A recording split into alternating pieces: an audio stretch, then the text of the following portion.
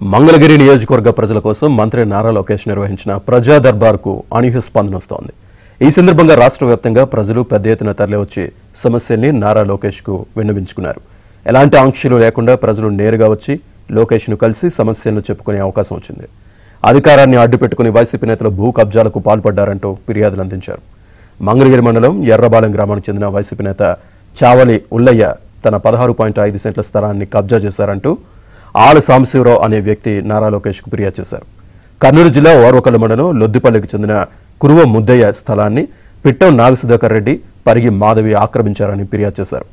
దీంతో వెంటనే సంబంధిత అధికారులను బాధితులకు న్యాయం చేయాలంటూ నారా లోకేష్ ఆదేశాలు జారీ చేశారు.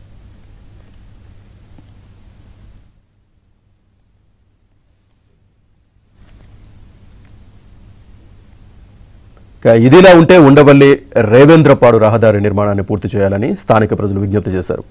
మాజీ సీఎం జగన్ నివాసం ఎదుట ఉన్న రోడ్లో వాహనాలను అడ్డుపెట్టి ఇబ్బందులకు గురి చేస్తున్నారని, రహదారికి అడ్డుగా ఉన్న ఆక్రమణను తొలగించాలని నారా లోకేష్ను విన్నవించుకున్నారు.